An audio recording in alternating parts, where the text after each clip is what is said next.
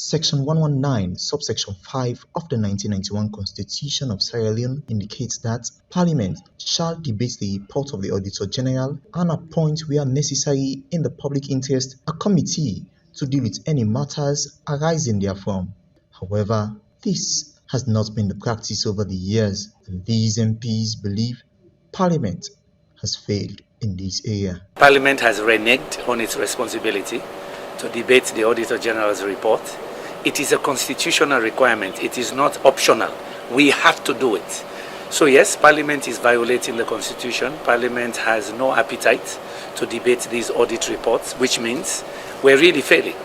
We have stood out that this thing must be debated, but we have not done enough. So if Parliament has failed, it will not be the administration this time. It will be those of us in the chamber that has failed the people of this country. I think I want to agree with him.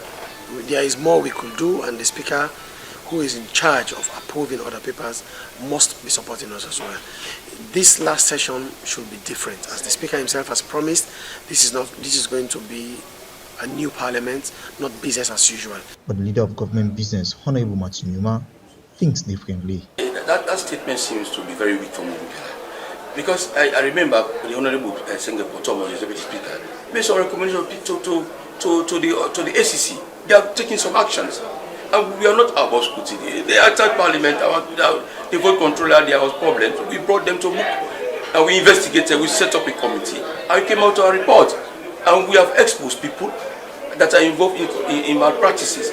What we have done in some MDAs, even in the recent report, Committee of Supply, follow our report. We have exposed what people are doing. So, but you don't have the power to prosecute. We don't have prosecutorial powers. So I don't know what Yunkala is talking about.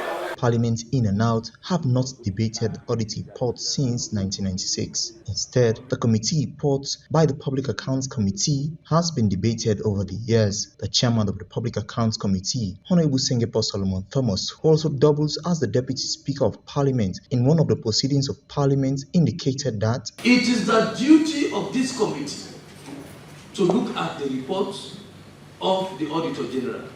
Even though the Constitution says that we should debate the Auditor General's report, we have created our own rules in this House, and we have placed a particular committee in charge of that report. We can't debate, of course, we can't come to Parliament and debate the Auditor General's report in its raw form. The practice, according to him, is directed by the rules of the House, which is the standing order. But Paramount Chief Member of Parliament, Baiku Kanagbaru Sanka III, who is the oldest representative in the current Parliament, says the Constitution prevails. Oh, as a new direction? Yes. Under law, because the Constitution is supreme to the standing orders of this Parliament. Honorable Chen Ba and other MPs placed emphasis on one thing: respect for the Constitution.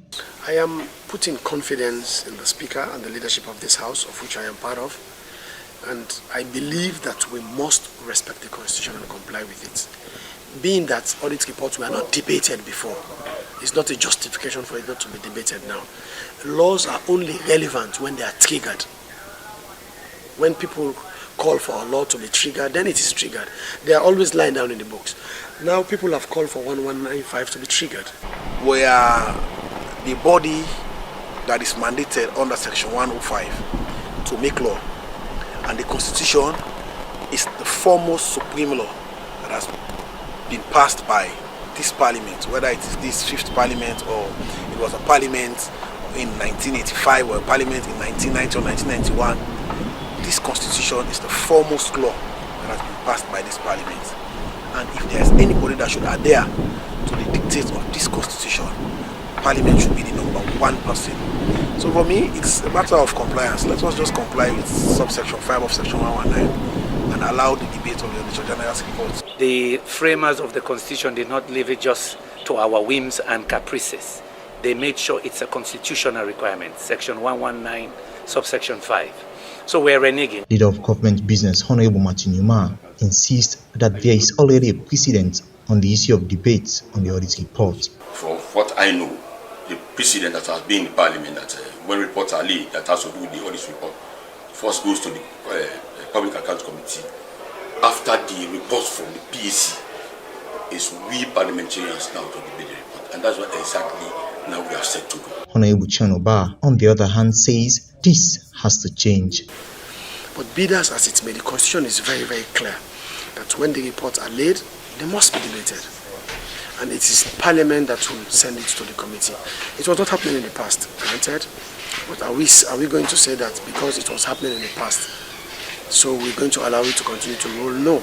We have to respect the Constitution. The Fifth Parliament is now expected to right the wrongs, as it has 3 audit reports, that is the 2018, 2019 and the recently published 2020 audit reports tabled before them to be debated. It begs the question, when will this happen? Joseph Johnson, AYB News, Freetown.